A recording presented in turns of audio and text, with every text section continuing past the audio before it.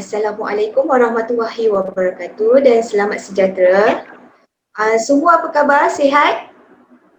Alhamdulillah sihat. Okay, bagus. Sihat cikgu. Sebelum kita mulakan kelas, marilah kita bersama-sama membaca Ummul Kitab Al-Fatihah.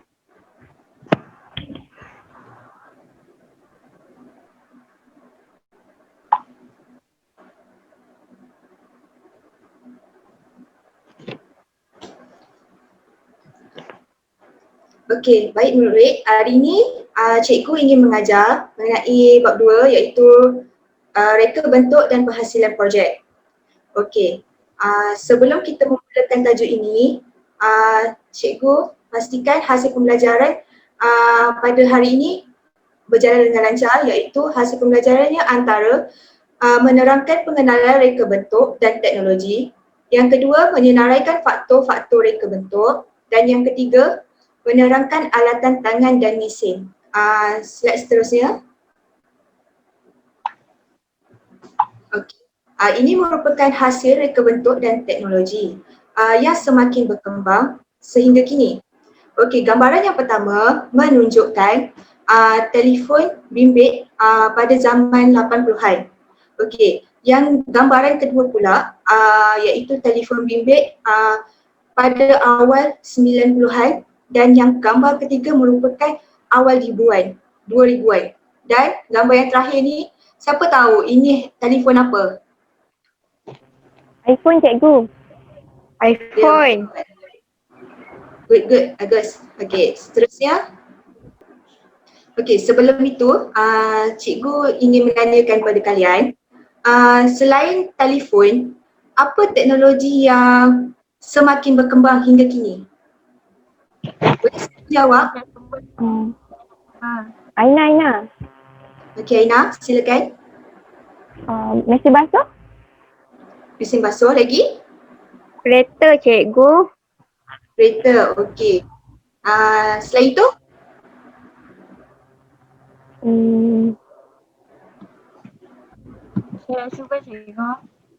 Komputer. Okey, bagus. Nampaknya kalian tahulah perkembangan semasa teknologi ini kan? Okey, kita akan terus kepada pengenalan reka bentuk dan teknologi.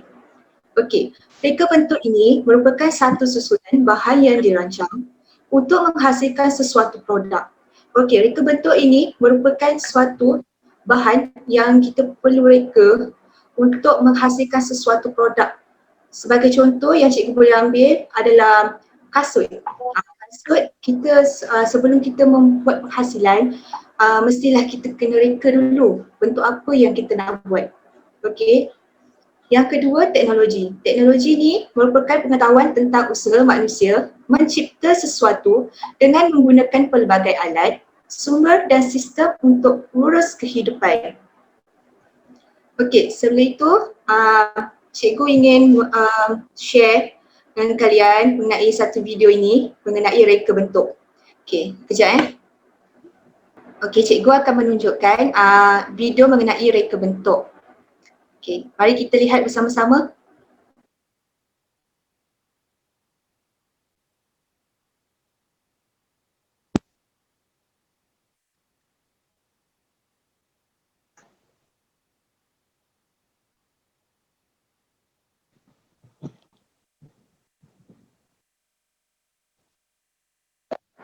Okey, sebelum tu cikgu nak tanya bahan-bahan ni untuk buat projek apa sebenarnya? Boleh sesiapa jawab? Lampu tidur. Sebab tadi ada mentol. Lampu tidur. Selain itu? Lampu meja. Meja. Okey, betul. Lampu study. Maksud saya lampu study. Lampu study. Betul-betul. Penghasilan dia macam mana?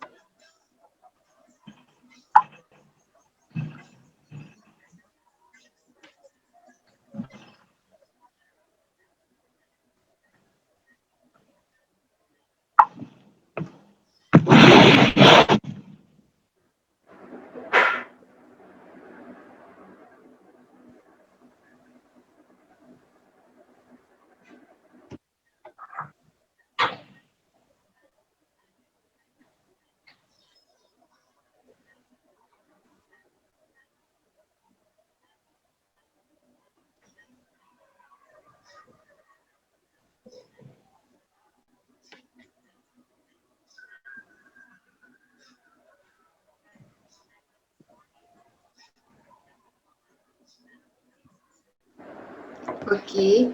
Itu merupakan lampu tidur ya. Betul kata Aina tadi. Okey murid, selepas kita lihat video tadi, okey semua pelajar diminta buka buku, muka surat 10. Cikgu nak menerangkan mengenai faktor-faktor reka bentuk. Okey, semua dah buka buku? Dah, cikgu. Dah. Okey, faktor-faktor reka bentuk ni terdapat 7 jenis. Yang pertama iaitu fungsi.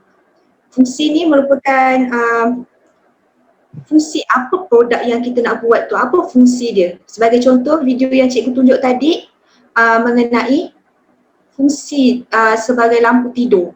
Okey. Yang kedua, rupa bentuk.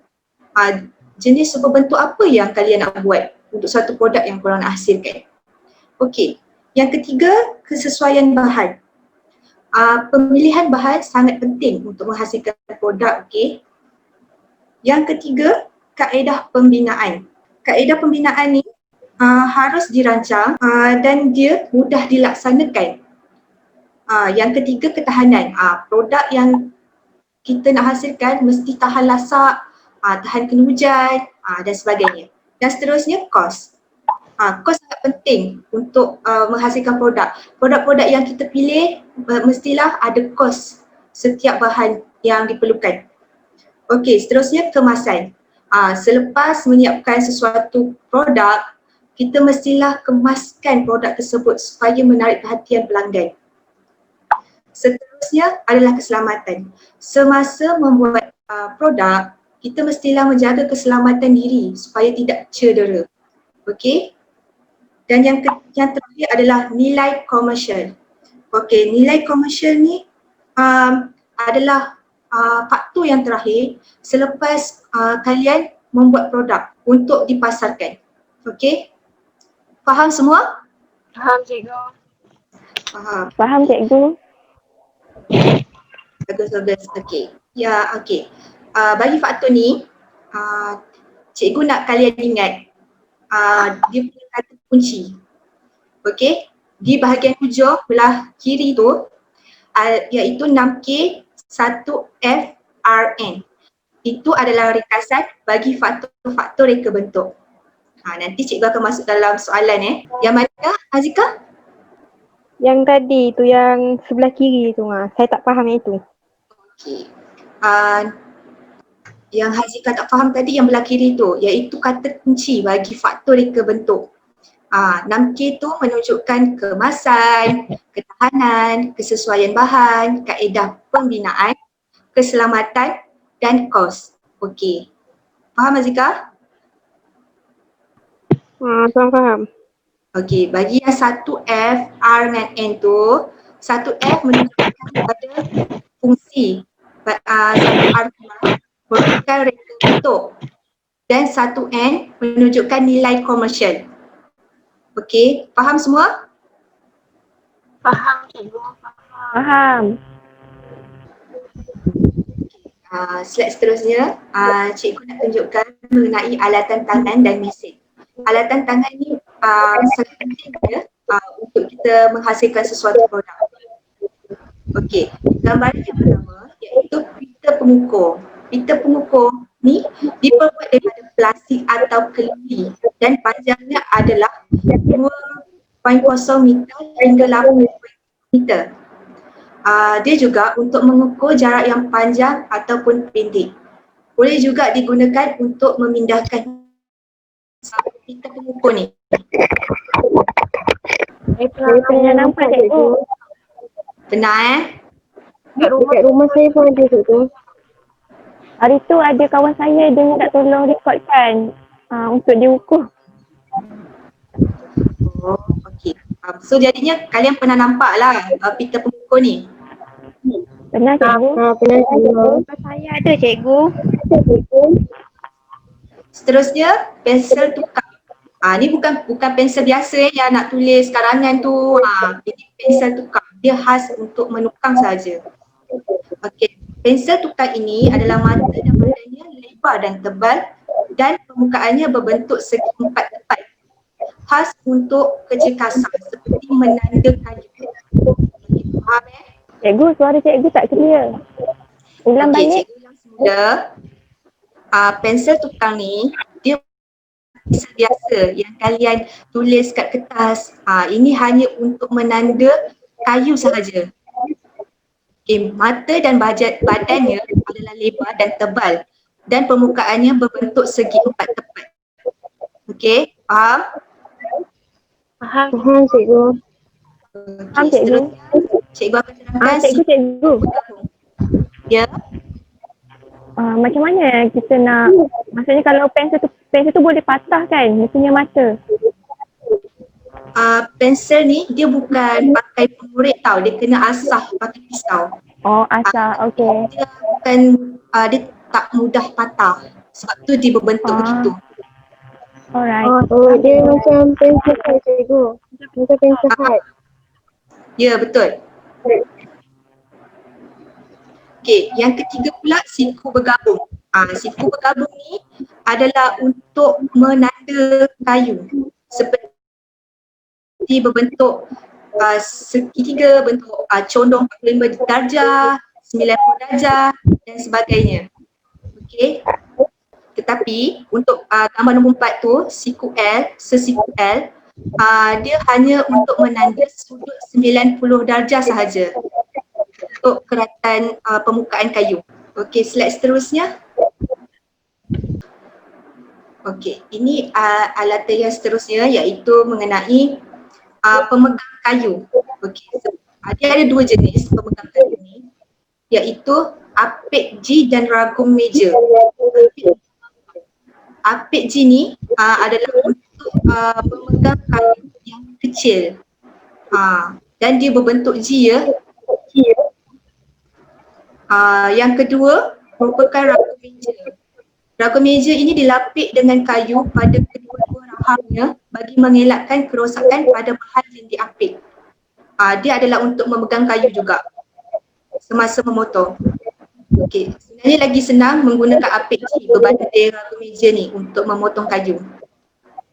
Okey, seterusnya cikgu akan menerangkan mengenai bahan untuk memotong kayu, iaitu antaranya adalah gergaji putih. Ini merupakan satu contoh yang cikgu berikan. Sebenarnya dia ada banyak.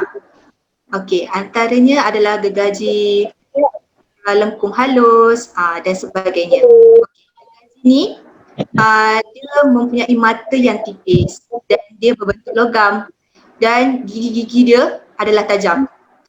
Semasa nak potong kayu mestilah 45 darjah kecondongannya. Tak boleh 90 darjah, tak boleh 60 darjah sebab nanti kayu tu tak cantik kalau nak potong. Faham semua? Faham cikgu. Cikgu. Ya. Saya nak tanya, berapa banyak sebenarnya gergaji? Sebenarnya paling asas ada 3. Antaranya gergaji putih, gergaji tangan dan gergaji lengkung halus. Faham?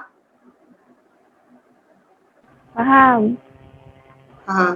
Okey. Ada apa-apa soalan lagi? Cikgu, saya nak tanya.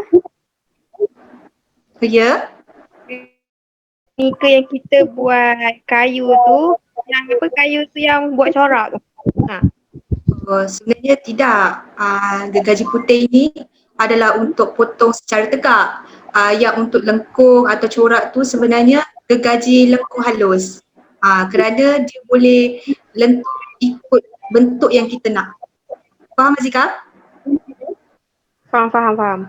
Kak cikgu. Sama-sama. Okey, kita akan terus kepada bahagian yang lain. Slide seterusnya menunjukkan jenis pahat. Dia ada pahat pelubang. Pahat pelubang ni adalah matanya sangat tajam dan juga tahan diketuk dengan gading kayu. Sudut menajam mata menggunakan 30 hingga 35 darjah. Ia adalah untuk memotong lebihan kayu dan juga nak buat lubang pada kayu. Okey, gambar yang kedua adalah pahat tepi serong. Pahat ini adalah sesuai untuk meraut seperti mengemas tanggam dan acuan pelbagai bentuk. Dia adalah untuk pahat bahagian tepi-tepi kayu. Faham semua mengenai PAHAD? Faham. Okey. Seterusnya saya akan tunjukkan kikir rata. Kikir rata ni fungsi dia adalah mengikir permukaan rata. Sekiranya kayu kalian melengkung, kalian perlu kikir menggunakan kikir rata ni supaya ia nampak lebih rata pada kayu tersebut. Dan yang terakhir adalah jigsaw. Ini merupakan mesin untuk memotong kayu. Jigsaw ni berfungsi untuk memotong kayu terutama pada lekuk atau kerana pisaunya yang tipis. Faham semua? Jigsaw tak berapa faham lah cikgu. Yang mana? Jigsaw Jigsaw. Okey. Jigsaw ni dia sama je macam gergaji sebenarnya. Cuma dia gunakan elektrik. Dia mesin. Dan dia berfungsi juga memotong kayu secara menegak ataupun berbentuk lengkung. Dan pisaunya boleh ditukar jadi halus, kasar dan sebagainya mengikut ketebalan kayu yang hendak dipotong. Faham tak Aina dan semua? Faham cikgu. Saya dah faham dah. Okey, bagus. Kita akan pergi ke slide seterusnya. Okey, berakhirlah kelas kita pada hari ini mengenai asas-asas reka bentuk dan teknologi.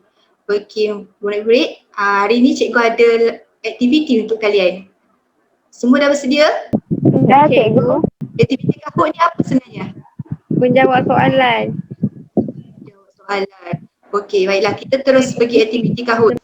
Standby semua? Okey, semua pelajar boleh masuk ke Kahoot sekarang Ini merupakan nombor pin yang cikgu dah. Sekejap je cikgu, internet saya tak ada. Boleh. Take your time. Okey, Azika dah masuk. Lagi.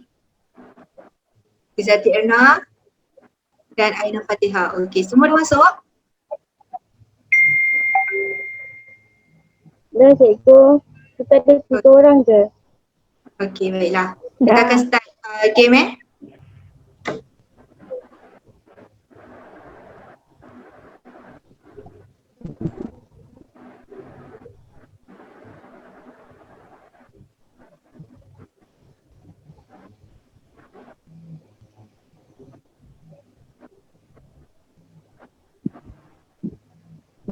Okey, semua betul. Nasib baik. Semua faham Faham cikgu. Okey, ni soalan. Okey, Izzati mendahului.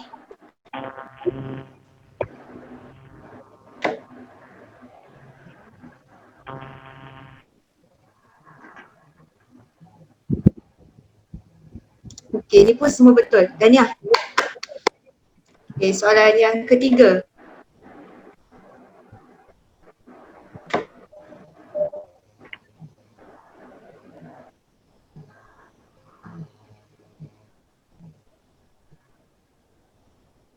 Okey, ni pun betul. Bagus. Okey. Nampak gayanya Izzati masih mendahului.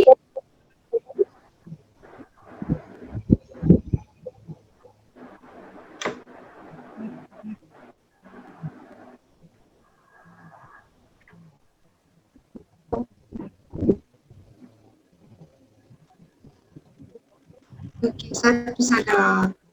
Okey, tak apa. Salah tekan tu cikgu. Salah tekan tu. Ya dah tu. Ataupun tak sempat Tak apa, tak apa. Betul cikgu.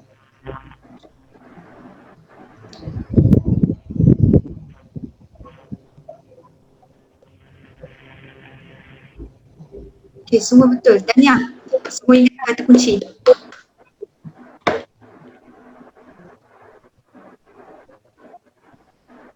Okey, tempat ketiga jatuh kepada Aina Fatihah. Kedua, Izzati Erna. Dan yang pertama, siapa tu? Azika. Tahniah. Pertanyaan pada Azika. Tahniah.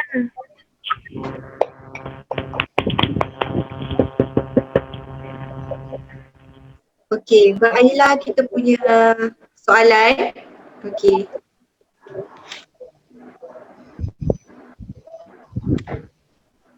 Okey, sebelum alien kelas ni, ada sesiapa yang ingin menanyakan soalan?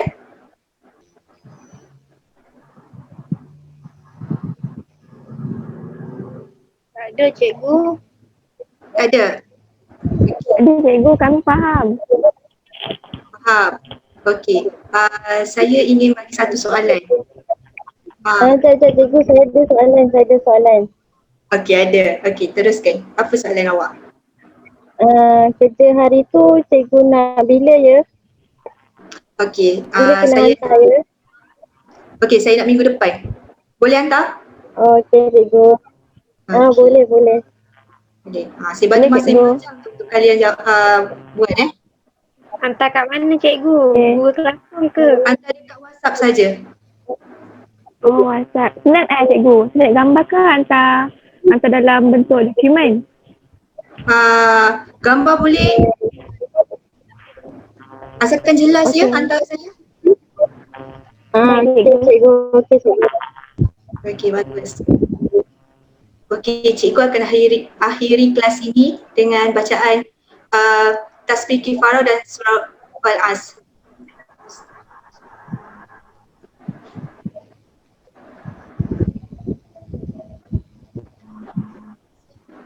Okey, kalau ada siapa nak Cikgu, tanya soalan cikgu. lagi boleh tanya. Ya? Cikgu, saya nak minta maaf cikgu. Ya. Untuk apa? Sebab lain saya slow cikgu, tak boleh nak buka kamera. Tak apa, cikgu maafkan. Biasalah kita kelas online kan? Cikgu, saya pun sama. Ya, Aina. Saya faham semua pelajar saya. Okey. Terima kasih untuk kelas hari ini. Terima kasih cikgu. Terima kasih. Terima kasih cikgu. Terima kasih cikgu.